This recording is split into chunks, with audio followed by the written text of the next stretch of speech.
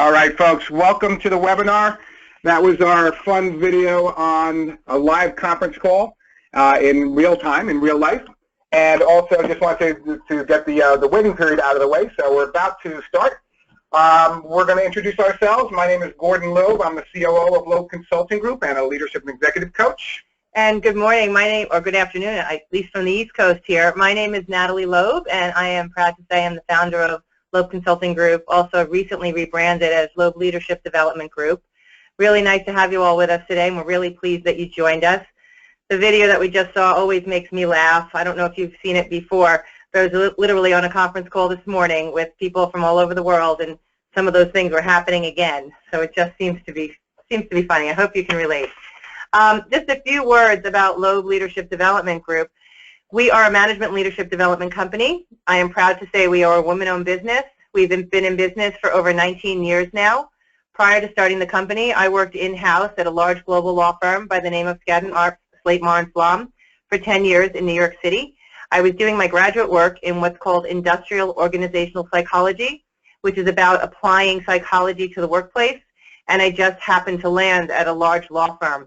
I really didn't know at the time what I was getting into, but what I will say is that I really did enjoy the environment, the people that I worked with, and so as a result, when I began the business 19 years ago, we grew clients within the legal industry. So what I like to say about our business is we are focused now on developing leaders. We believe that leaders are at all levels. They're on the attorney side of the house. They're on the staff side of the house, no doubt about it. We like to help leaders, emerging leaders to very seasoned leaders. We do this by coming in-house to organizations and law firms and doing individual customized workshops.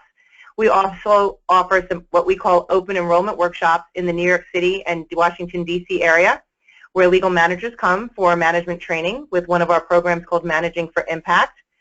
And we also do a lot of what's called executive coaching, which is one-on-one coaching work around developing leadership skills with leaders in law firms. About 65% of our clients are large and mid-sized law firms. The other 35% are a variety of industries that we really enjoy working with because they help us to learn about best practices, keep them fresh, and we're able to share the practices back and forth between the law firms and the non-legal firms. Thank you, Natalie. So couple quick housekeeping things. Just want to make sure that you can all hear us. I see from one person they lost sound, so if you can type into your question box or the chat box on the right-hand side, just want to make sure everybody is hearing the voice part of this presentation, and also that you can see our screen. So if you could please just pop in to the question box or into the chat box that you can hear us, or possibly that you can't hear us. Oh, we got good, loud and clear. Great. Audio is all good. Thank you very much for that. So you guys seem to know where to type. We're going to ask you some questions throughout the webinar. So when we do ask you to respond, if you could just type in the same area that you just typed in, we're going to have a couple of mini polls. And it's all around the 5 cohesive behaviors of a team. So today's objectives, we're going to identify the 5 cohesive behaviors of a team. We're going to learn how understanding one's own communication style is a really important part of effective team building. Understanding how you communicate and a little bit of self-awareness is going to help you be a more effective team member, and it's going to help build the team.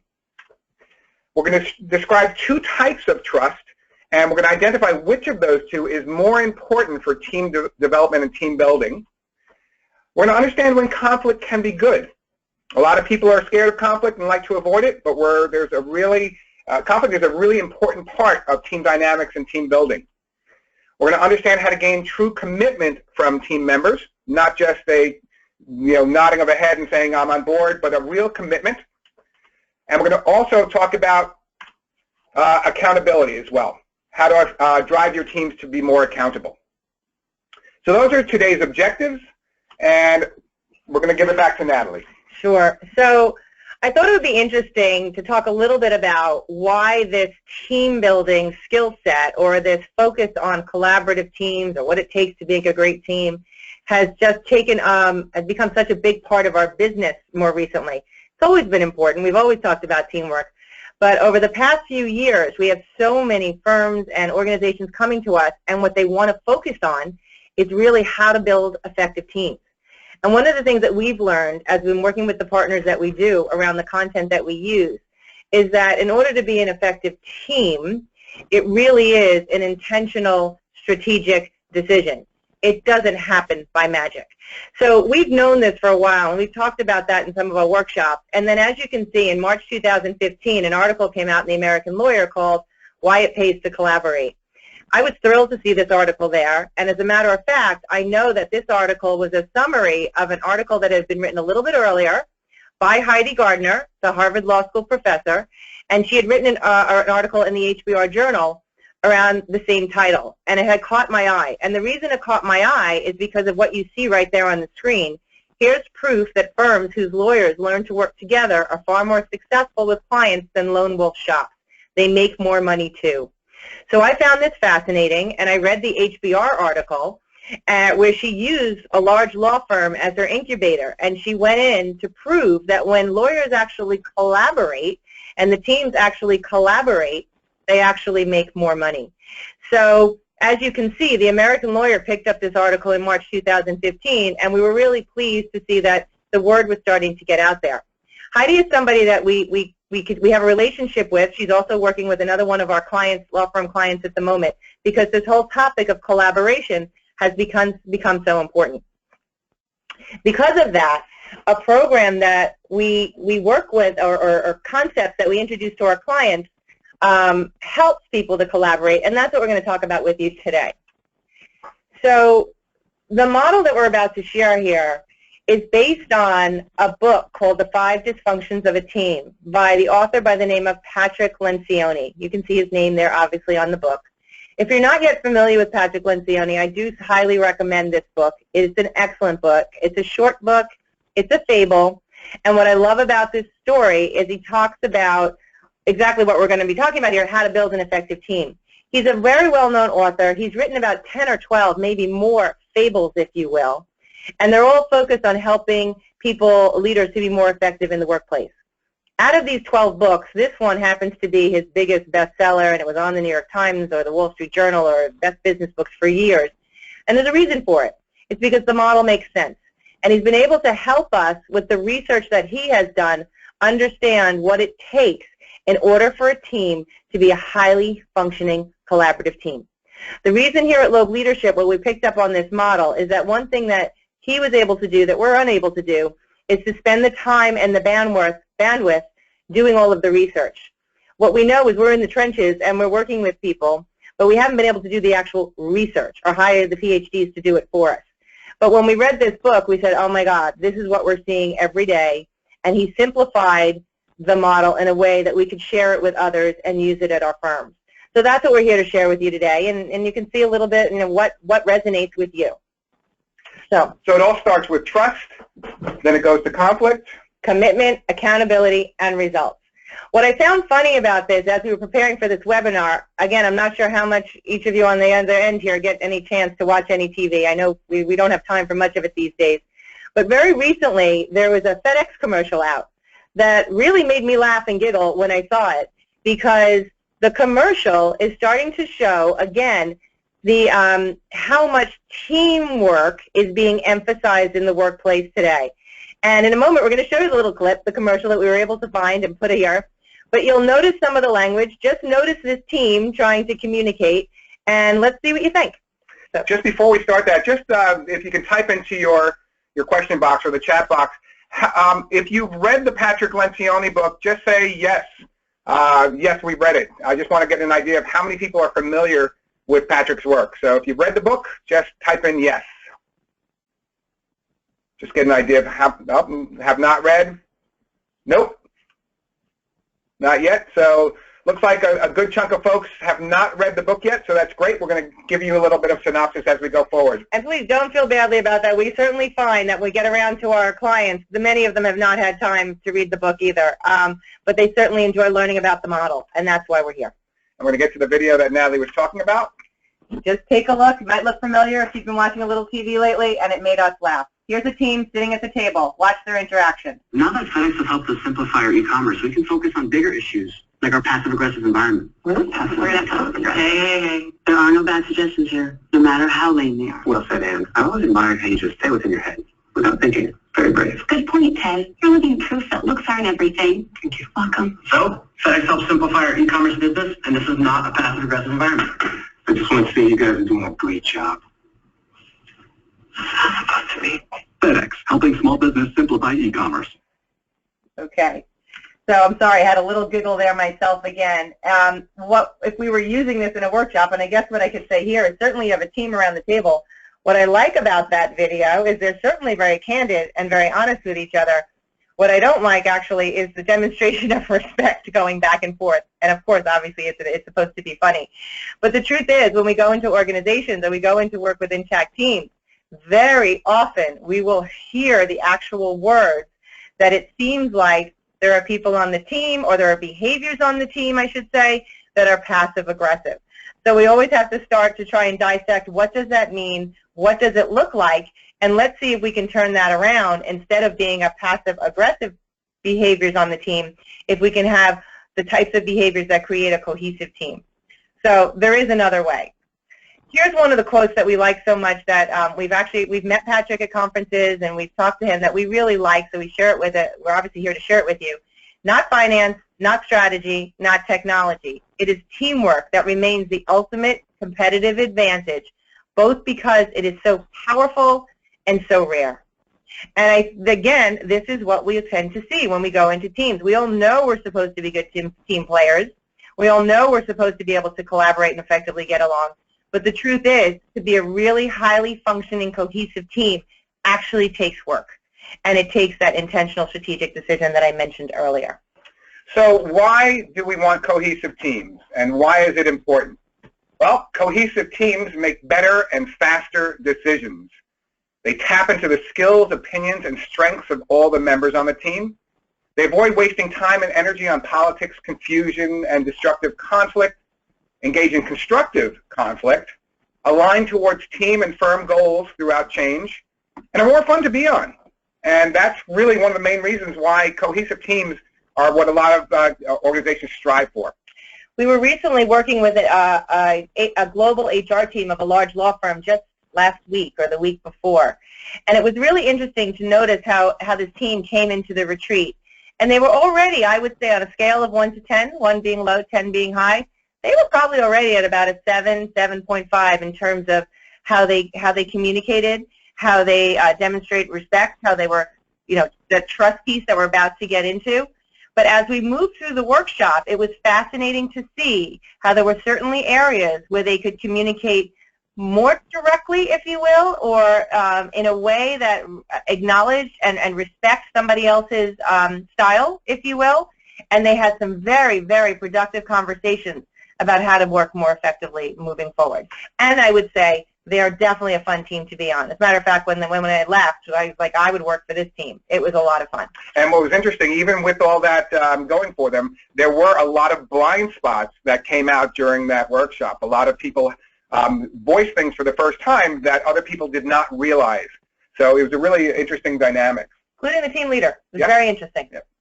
So here's a survey for you guys, and it's not an official survey. We're not going to do an actual poll, but what I'd like you to do is give an answer with the percentage of people that you think said yes to this. So out of 100%, how many people do you think said yes to this question? Go ahead. And just so you know, this is research that Lencioni's team did with thousands of team members. Yep. So some of you are already answering. When coworkers admit their mistakes, does it make you trust them more? We have 85%, 75, 23, 50, 89, lots of 80%ers. So the answer, based on his research, is 84%. So a lot of you were really close to that. So admitting mistakes helps people, have that trust scenario going for them. What I find really interesting about this question, particularly when we work in law firms, and I was actually just speaking to someone on the legal side of the house yesterday about this, that often that law firms are not necessarily a place where people often feel comfortable admitting their mistakes. There could be consequences to that depending again on the leadership or who's in charge could make it uncomfortable to admit a mistake. But what we know to build a highly effective, intact team is that when people do admit their mistakes, it does make people trust them more. They're more willing. It builds the type of relationship that's required for a team to be successful. And we're going to talk about what that looks like on an effective team. So how do you set that stage? So here's the next one around conflict. And again, please tell me the percentage that you think answered yes to this question. Do you think your workplace would be more effective if people were more frank with their opinions? See what they say. Okay. 90%.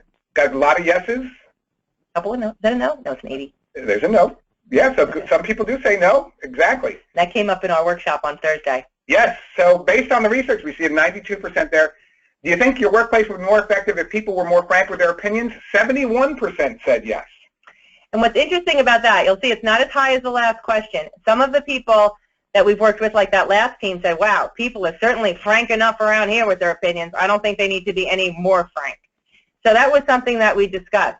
But the point here is around honesty and being clear. And if people did not hedge or pretend that things were okay when they're not, would things be more effective? And that's where this question is coming from. And we're going to talk about conflict. We're going to talk about artificial harmony versus destructive conflict and why certain conflict needs to happen and is actually good and healthy. Here's the next question for the survey on commitment. Again, what percentage do you think said yes? Do you sometimes feel that team projects suffer because people are not committed enough? What percentage do you guys think yes? 95%. Yeah. 85, 92, lots of yeses. 100%. We got 100%. I love it. Not really. Well. But it happens. All right. Here we go. Based on the research, it's 86%. Again, a very high number. And this is something that we're going to address, to commitment. How do we get people committed? How do we get them to the point where they're actually going to be accountable? And that leads to the next question. Again, what percentage of yes? These are the last two questions. Would your work team be more effective if people were better at holding one another accountable? What percentage do you believe said yes? 99%. Yeah. 60 and higher. Got a bunch of yeses. 45%. All right. And the research says 89%, so a real high number, believe that holding one another accountable can make a team much more effective. And if you'll notice, this happens to be the highest percentage out of all of the questions. This accountability factor comes up over and over again. And being able to hold not just yourself, but I think it's holding others accountable, particularly team members. It was what can get tricky amongst teams. But again, we know that the most highly functioning teams do this well. Not only each team member holding themselves accountable, but they're comfortable holding each other accountable. And we're going to talk about how to get there. The last question is based on results. Again, what percentage of yeses? In your work experience, have you seen projects suffer because people put their own needs ahead of the team's needs? What percentage do you think said yes to this one? 75, 96, 100? Interesting stuff. Yeah. Interesting. All right. The answer is 87%. So another high number there. So those are the results of the survey. And this goes back to the triangle or the pyramid of Patrick Lencioni's research. And the pyramid, the foundation, is trust. And it really starts there. So if you can't establish trust, and we're going to talk about the two different types of trust, if you can't establish that trust, it's hard to get to the next level, which would be conflict and then commitment, accountability, and results. So we're going to have a quick video on what Patrick calls the two different types of trust. So hang on, and here we go.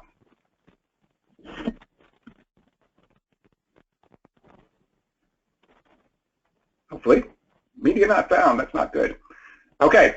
For some reason, we do not have the media on this one, so I'm just going to describe it for you.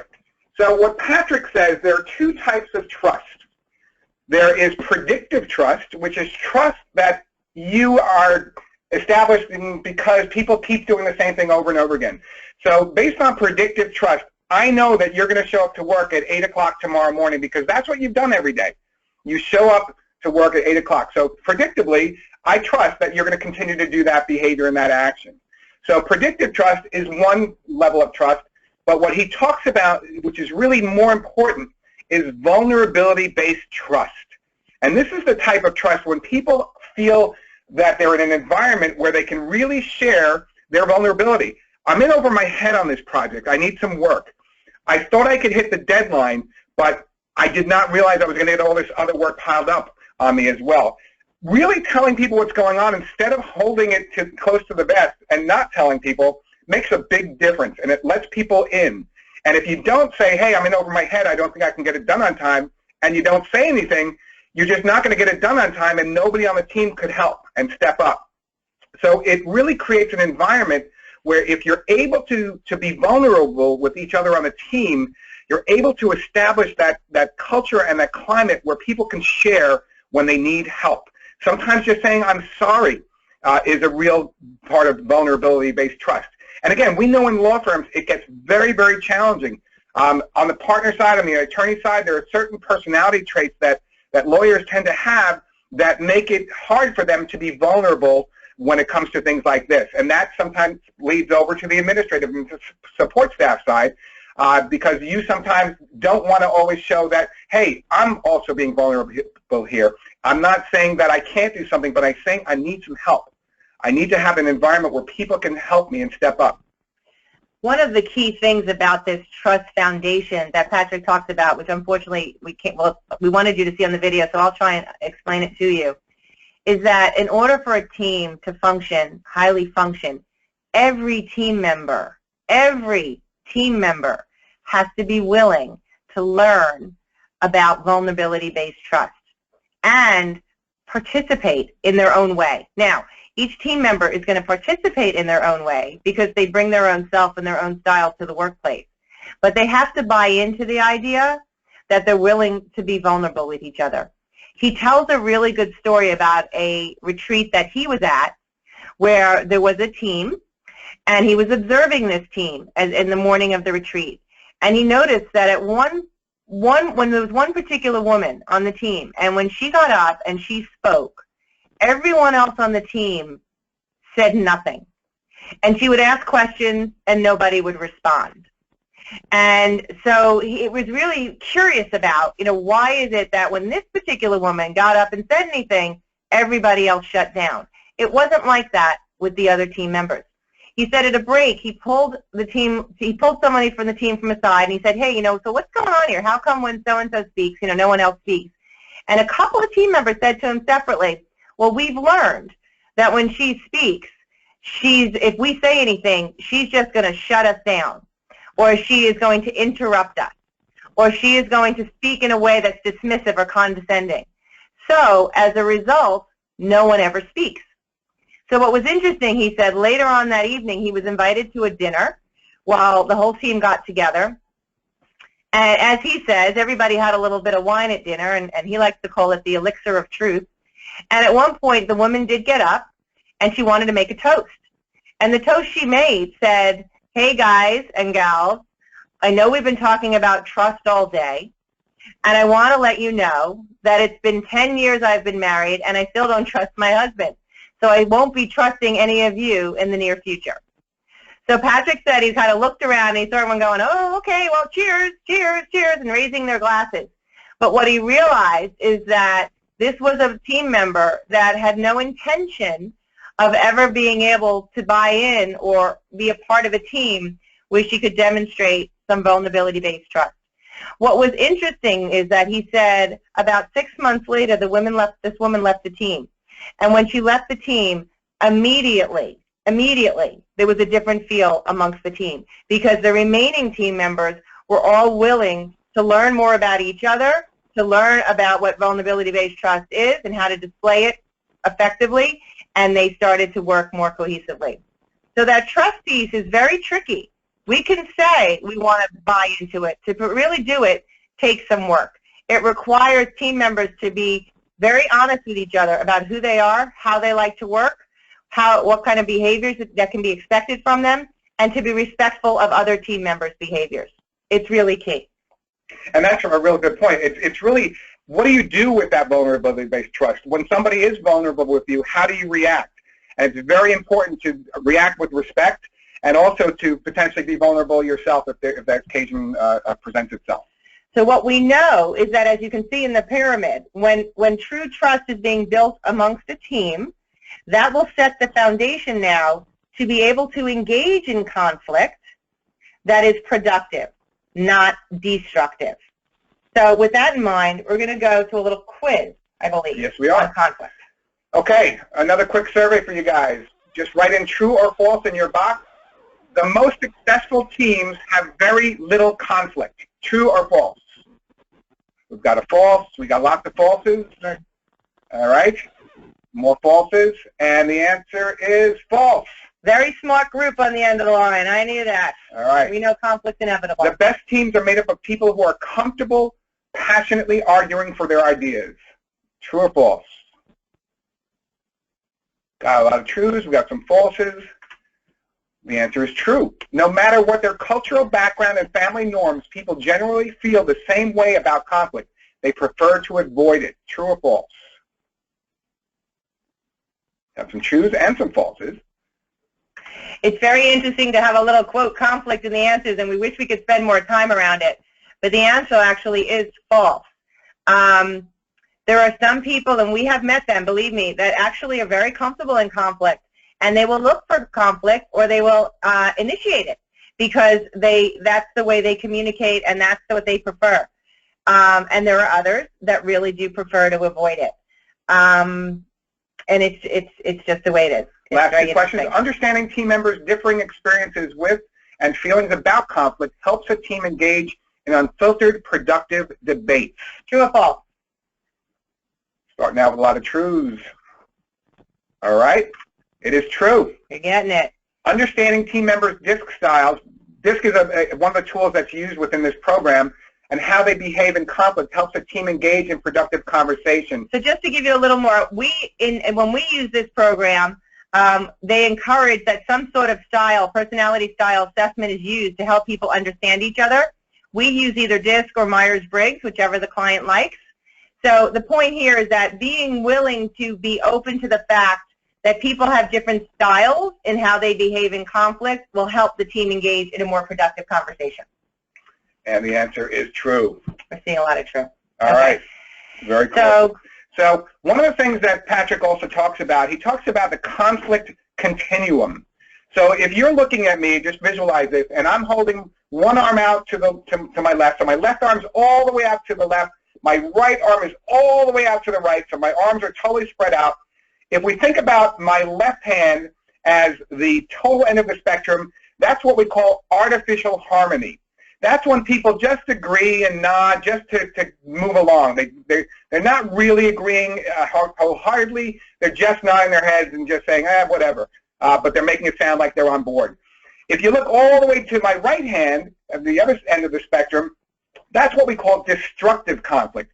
That's where people are arguing, yelling, screaming, and doing all these different things because they're so against the other person's point of view that they're not thinking objectively, they're not reflecting, they're just screaming and yelling. So the left side is artificial harmony, the right side is destructive conflict. What you want to be is somewhere in the middle. That's what we call healthy conflict. So if you're too far to the right and people are yelling and screaming and it's way too destructive, you want to tone it down a little bit to get back to that center point. And if you're too far to the left or to the artificial harmony, then you want to step it up a little bit. You want to give people the forum to really air their views and to get their opinions out. It's a big part of conflict is to let people have their opinions heard and have their thoughts heard. So what I was hoping to do, I don't know if this is a video show. We'll Looks see. like it will. Wait, don't show yet. Okay. Let's take a look. Okay. So we have a very short clip here of two people on a team or working in the same organization. I think as you watch it, you'll see an interviewer just talking to them about how they work and what their styles are like. And just to give you a chance to observe different styles on a team, we want to show this video. We're not going to go into depth in it, but I think when you see it, you will notice that different people have different ways of approaching their work. In this particular case, these two people seem to already have developed this vulnerability-based trust, and they're able to effectively work together.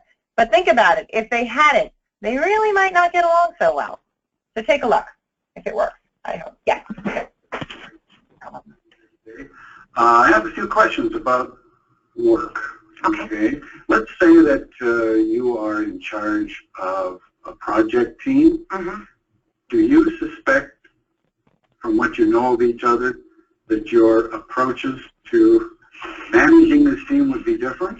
Yes. Yeah. I say yes.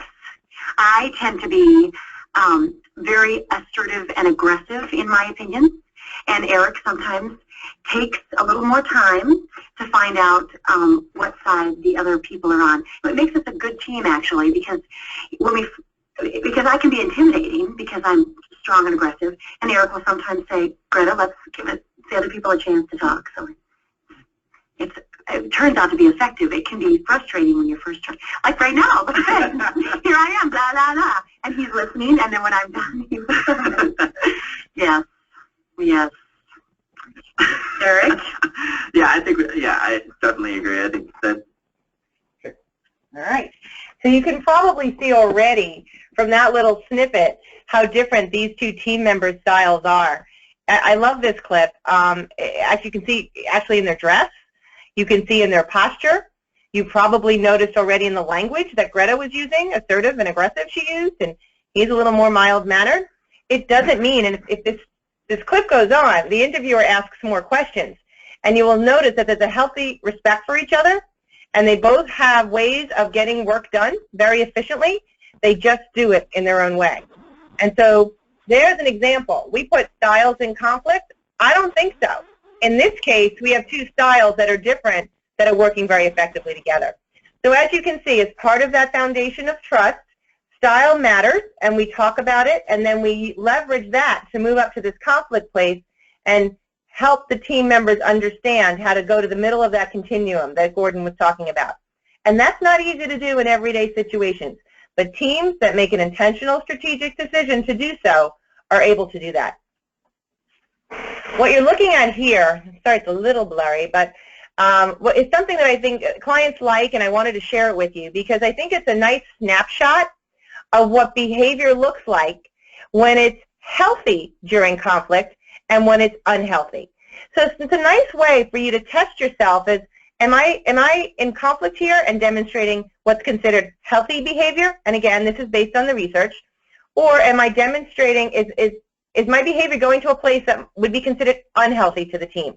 So in the center you'll see a circle, and you don't just pay too much attention to that, but that's pulled from the DISC model. When we use that, you know, people, that resonates with them based on their own style. But what you'll see, the behaviors that say healthy behavior during conflict, things such as addresses issues head on. They're frank, right? Which is what people said, yeah, we want people to be frank. They express feelings. They show empathy. They listen to others' perspectives. They encourage a calm demeanor. They focus on logic and objectivity. They stick up for their own rights. They speak up about problems. That's healthy behavior during conflict. However, when behavior starts moving to the things in the red circle, that's where we have to be concerned, and that's where the team member and the team has to hold each other accountable.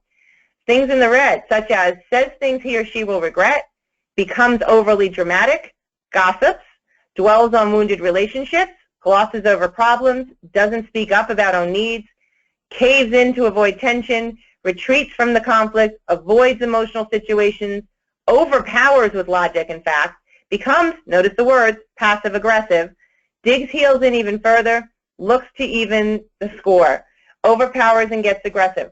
Those types of behaviors that happen during conflict are unhealthy behaviors. That is not going to help this team to be highly functioning. So during this piece, we want to be sure, or we ask every team member, or we want you to think about when you're in conflict, what does your behavior look like? Are you in that healthy circle or unhealthy circle? We want to try as best we can keep within that healthy circle. Great. Thank you for that. And we're going on to the next one, which is commitment. So what we know from the model is that if a team can be effective at having productive conflict, they can move to the next stage here, which is called commitment. And when we asked the question, a lot of you said that, whoa, we don't see a lot of commitment necessarily on teams, or people or team members will often say that, which means that you may not have to agree with the team's doing, but we want to see team members commit to the action the team is taking. again, what the research shows and what we see in human behavior when we're working with teams all the time is if a team member feels at least that they've been heard and that their input is valued and they are contributing, even if the team doesn't necessarily go in that direction, they will have more commitment to the action the team is taking. So sometimes it's really, again, an intentional decision for team members to be able to offer their opinions and debate ideas, because then they will be more likely to commit to the decision. So this team is allowing room for each individual team member to actually do that. The second part is it's not necessary to achieve consensus all the time. As a matter of fact, we're not going to. We have one client that came in clearly saying, listen, we don't expect this team always to agree, but we want to make sure that the team members are committing and buying in so we can move things forward. And so you'll notice it says clarity and buy-in are key to commitment. So during that phase when people are debating ideas and discussing ideas, and if someone feels they're being heard, they're gaining clarity, they're feeling as though there's a better chance that we know as a team that they're going to buy in to where the team is going. I can give you a clear example. I am coaching a senior leader at an organization. It's not a law firm, but she happens to be a lawyer. And very recently, she said she did something different in one of her meetings with her senior level team members. And they had to make a decision. And so she really intentionally, again, before she said anything, she went around and she asked each team member to contribute their ideas. And then for her, she had to wait and she had to listen and not interrupt. For this leader, that was something she had to really work on. But she noticed at the end when she did that, each team member really did contribute what their thoughts were. It took a little more time for her, but at the end she said, wow, I really heard what they were thinking. I got some good thoughts in my head. Ultimately, she said, Natalie, I had to make the decision, and I did, but I saw a different sense of commitment after the end of this meeting. So it seems like a very simple action and a different way that she did it, but what this leader did is she intentionally did something different to gain commitment, which she was struggling with a little bit, and it made a difference. So these behaviors don't have to be groundbreaking and earth-shattering, but they have to be intentional. And that's what we're doing in this model, bringing things to the top, making people think about their behaviors when they're on a team, because that's what makes a difference. So one of the things that Natalie just pointed out was it's really important to actively listen to your teammates and to the team members and to the leadership as well. So if people are airing their thoughts and their views and you're not really paying attention, it's going to create a conflict that's not really respected or felt that they've gotten to the healthy conflict, and it's going to be hard for them to commit. So active listening is a really important part of team development and team dynamics. So basically what we've gone through so far is the establishment of trust is the foundation of the pyramid, and we're talking about vulnerability-based trust. So once you have that, you can then get to real conflict and healthy conflict and the airing and sharing of views. And once you have that conflict out in the open and people have gotten their thoughts heard, there can lead to a commitment, which is the next step on the pyramid, and that's true commitment. So once people have gotten their views out, they're going to commit to the action, because even if it didn't go their way, they did get their views out. And usually what happens is when the leader or whoever is making this decision to move forward based on all the inputs and information, they will give a reason why they're doing certain things if they can. So they might touch on what they heard from everybody and then move on to why they're going into the direction that they're going into. So once you have that commitment, the next step is accountability. And accountability at that point really falls into place because people are committed, and once somebody's actually committed and not just nodding their head, you can hold them accountable. And it really leads to, when everyone is committed to a clear plan of action, they're better able to hold one another accountable. The nice piece and the different piece here is that you notice it says better able to hold one another accountable. So a really highly functioning team does not rely on just the team leader to hold people accountable. They'll hold each other accountable. The tricky part here is actually the second piece. Team members must be willing, and we say, to call one another on behavior performance that isn't up to agreed on standards that hurts the team. This is tricky. So you can probably see now why the difference between a highly functioning team and a dysfunctional team. That trust has to be established so the team members know that the people on my team really have my back. I know they do. So if they're calling me out, it's for the good of the team. It's not a personal attack. That's a very strong place to get to on a team. We're human beings. People can get defensive. People can certainly feel as though something is personal attack. But when a team has developed that sense of trust, has constructive conflict, people are committed, now if something falls by the wayside, team members should feel comfortable saying, hey, Gordon, where is that? You said you were going to get that. That's your part. I don't see it. Help me, where is it? And without getting defensive, he can explain where it is or what happened. It happened again this morning on a call when something came up on that call. I mentioned that conference call. And in this team, someone called out another team member, and it was fine because the team had said, oh, yep, thanks for bringing that up. Here's where you'll find that. Someone just hadn't seen it. That's all. So no one got angry. There was no power struggle. No judgment. It was just no judgment. It was just, this is a piece we all agree to would be available at this call. Someone said, I didn't see it. It was there. So this accountability piece happens when you move up this pyramid. We know that people struggle with this, and or firms struggle with accountability. And the truth is we have to be able to hold ourselves and each other accountable. Once we're able to do that, you can move to the top, which is results, right? What are we all looking for? Results. The key piece about the results in this model is that we want to know that the team members are looking for overall results, collective results, not individual results. There are times, certainly, obviously in our careers, when sometimes we have to be worrying about ourselves and our individual results, but on an highly functioning team, we're talking about the collective results of a team. So the ultimate goal of building greater trust, healthy conflict commitment, and accountability is the achievement of results. Team members need to make collective results their top priority. So people are really looking out for the best interests of the team and the results that the team needs to put in. And as a result, you probably heard the term before, taking one for the team. Whatever it is, whatever it takes to get that goal over the finish line, people are going to do so that the team succeeds. And again, different people bring different sort of individual styles to the team, but each style can do this if they make an intentional, strategic decision to do so. So those are the 5 cohesive behaviors of a team, and why it's important to really start with that foundation of trust before you can get to all the different levels. And it really takes a bit of self-awareness too on how you communicate and your personality traits and how you interact with other people on the team. But you want to be able to create an environment that is judgment-free, is cohesive, has that level of vulnerability and that level of the ability to feel that your ideas will be heard, and that commitment, which leads to the accountability and the results. One thing I'd like to add before we show you a closing video that sort of wraps this whole model for you is that there are times in our careers when we are the team leader and we have responsibility for the entire team and the outcome, and there are times in our careers where we are a team member. What's interesting about these behaviors is, please think of them through both lenses. We certainly need to, as the team leader, it's our job to foster the collaboration around these behaviors.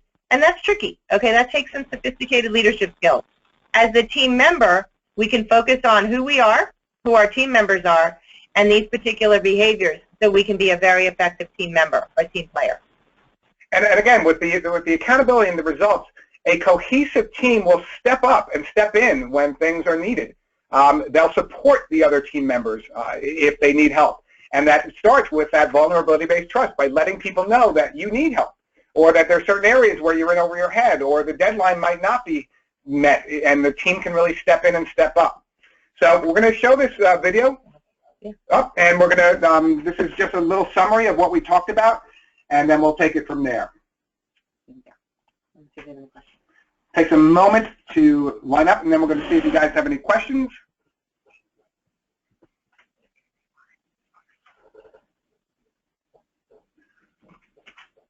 Just to let you know, this whole webinar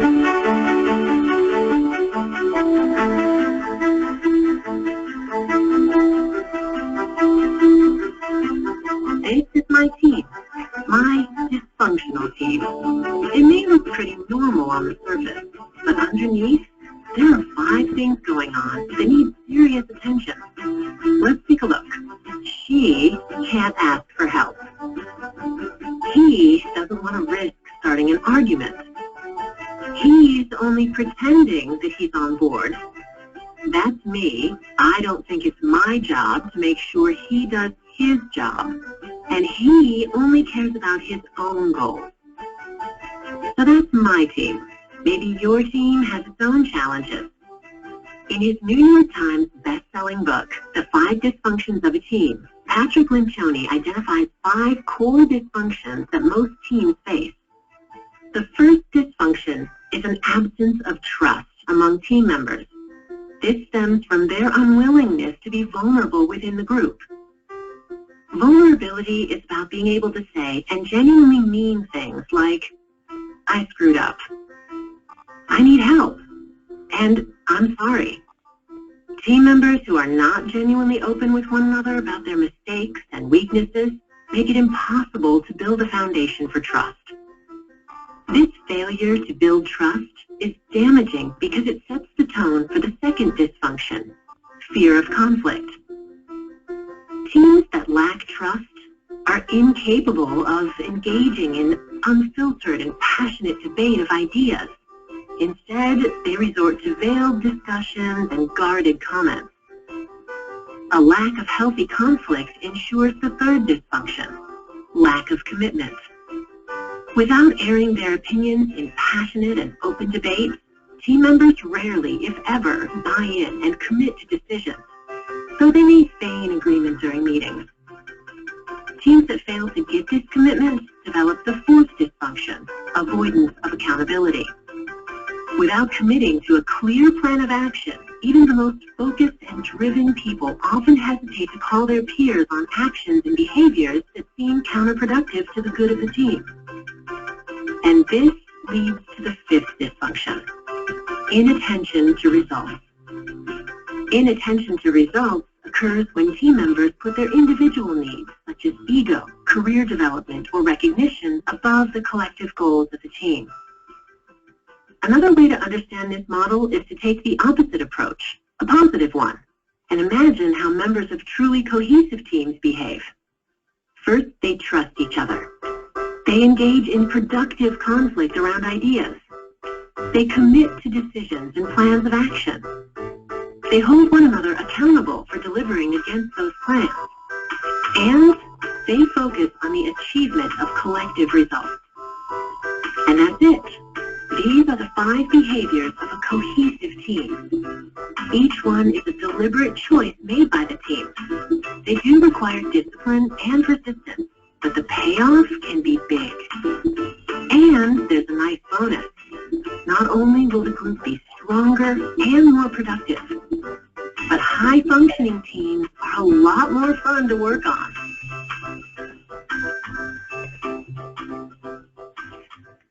All right, a little different than the FedEx team from earlier. So a couple points. This webinar is recorded. We're going to send a link to Jessie over at the ALA chapter, so she'll disseminate it to you guys. There's also some reference material that will pass along to her as well. Natalie, you had a couple extra points? Yeah, I wanted to let people know if they were interested in that AmLaw article. We happen to have a book summary of the 5 dysfunctions with a few pages. We're certainly happy to share that. You just have to send us, I guess, an email or what have you and ask for it. Happy to share it. Interestingly enough, too, Lencioni has written a brand new book because people are so interested in this team building model. And in this book, it's called The Ideal Team Player. And I have to tell you, again, it's coming more into our work now because people are saying, all right, so this is how a team functions, but how do I get the right people on my team? Like, what am I looking for? And I love the language he uses, and I've been using it and sharing it with clients. And he says, you know what? There's really 3 things that we know a team member has to be in order to be successful and to be on a highly performing team. And these 3 things, and I'll share them with you because I like them a lot, he calls them hungry, humble, and smart. So when you have team members that are hungry, eager to learn, curious, want to do the work, show initiative, that's what you're looking for. When they're humble, so, not so cocky, but actually, willing to learn and willing to be vulnerable. And when they're really smart, which we know that that's important too, particularly in the firms that we work for. So hungry, humble, and smart. is what we're looking for in team members these days. And when you have those kind of folks on your team, there's a better chance you're going to be able to, or they'll buy into this model, and it all works together. We also happen to have a book summary for that new book, Ideal Team Player. So again, happy to share it if anybody's interested. Not trying to sell books or anything, just models. We'll sell it to Jesse. Okay, but it's really good, interesting language, and we really get to see, it's clear, it's concise, and it helps leaders and team members think about, how do I make this team, what am I looking for on a team? What kind of people do I need, and how do I create the environment to foster the collaboration that I need to push the ball over the goal line, because things are so difficult these days. They're challenging when it comes to the types of environments and the pressures that we work under. So some of you just asked for our email address. It's on the screen right now. We'll send some information to Jesse, and once this recording, I can get it out to Jesse, I will. It takes a few moments to make sure it is coordinated correctly and the sound levels are adjusted. So we'll send that to Jesse shortly. Does anybody have any questions at this moment? We have a few minutes left. If you have any questions, just pop it into the question box, and we'll see if we can address it. And if we can't address it right this moment, we will take it offline with you. So anybody have any questions? Or did we stun everybody? It's a lot to think about. Can we get a copy of the conflict chart? Yes, you can get a copy of the conflict chart. I will make sure that we include that when we send information to Jesse. Thank you for that. We appreciate it. We appreciate everyone being on the line and staying throughout the entire webinar. If there are no substantive questions, how does this translate into working with millennials? I was hoping somebody would ask that. Come to our next webinar. That's a great segue, because as some of you might have been in on our Managing Across Generations webinar a few months back, there's a lot of interesting ways that this does play out with the different generations. Part of it is, again, understanding the different communication styles in order to get through that conflict. Different generations assimilate information very differently, as we know. So there are ways of addressing things if there are more millennials on the team and Gen Xers and baby boomers. What we can do with that question, we don't have time to go into depth, but I would be happy to talk with you offline. And if I can just bring up a couple of things, I know because that's a whole other conversation actually, but probably, the person who asked the question, that millennials have grown up and have gone to school in for the most part, in environments that encourage collaboration. They're obviously used to using technology, and so what we find is often those are members of the team that they want to be, they know how to collaborate, they want to collaborate. However, we have to be sure that we're also holding them accountable and that they know that they are accountable for certain outcomes. And when they are, we see that they step up to the plate really beautifully. So in our experience, and we see a lot of times when we work with teams, is always certainly people represented on the team from that millennial generation who may or may not want to be described as that. We have conversations around that, but it's just where you fall, right? So in our experience, millennials can be fabulous team players. What I find that sometimes they need from maybe other folks on the team is some of the guidance or clear expectations of what role is or deadlines or what may be expected. And also sometimes they need the why. Why are we doing this? What's the background of it? So they can really get on board and commit to it. So that's with a lot of generations too. It's just a matter of, why are we doing this? So part of that can be part of the conversation. But we can send you more information on that. Yeah, it's a really great story. We've recently been in touch with a gentleman that has written a book called Sorry Millennials, We're Not Dead Yet, The Baby Boomer Revolution. And it's very interesting because he's noticing how the more that the generations certainly communicate with a sense of vulnerability amongst each other, the more honesty and respect that they have for each other, there is knowledge that needs to be shared on both sides. So the technology savvy from the millennial generation, the collaboration we all need, and some of the wisdom and guidance from the boomer generation, if you will, and Gen X and traditional is certainly needed also. So obviously it's one big team. So thank you for asking the question. Great question, and it should be considered as you're building your team or thinking about managing your team. Great. Well, again, we appreciate everybody's time. We're going to end with just one. We like the videos for this pairing, if you will. So this is the last video from Patrick. We want to thank everybody for joining the webinar again, and we'll send all that information to Jesse. Oh, I'm going to get back. We consider this our inspirational video to end the call. If it works. Yep. My interest in teams really stems from my childhood, because when I was a kid, my dad used to come home from work frustrated by his company. Now, he was a great salesman, God rest his soul, and a great guy. But he was always complaining about the way he was treated at work and how dysfunctional things were. And I didn't know what that meant when I was a kid. But later on, when I got my first job as a consultant, I was dealing with things like strategy and marketing and other operational issues in business. And I found myself distracted by this issue of teamwork. Because I thought, man, if we could get people working in teams, really working together well, it would change everything from the way we dealt with customers to the bottom line and to the way people enjoyed and felt fulfilled in their work. You see, I've come to the conclusion that teamwork truly is the greatest competitive advantage that any group of people can have. And it's not that complicated. It's pretty simple. But it is hard because it requires a lot of work over time and a lot of courage. I think it's actually an intentional, strategic decision we have to make. And by making that decision, we'll be much more likely to accept the cost and the sacrifice that it requires, and that will make it possible for us to encounter the full power of teamwork. You know, if I could say anything to leaders, it would be this.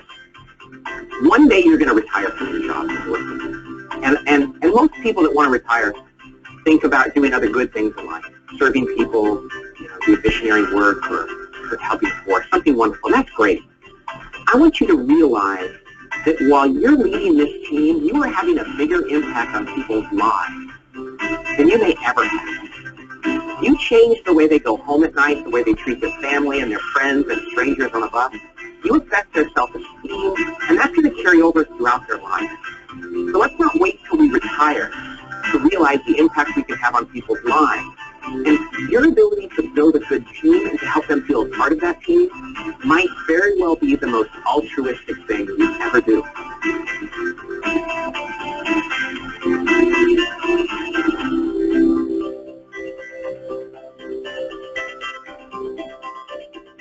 All right, thanks everybody. Appreciate it. Enjoy the rest of your day.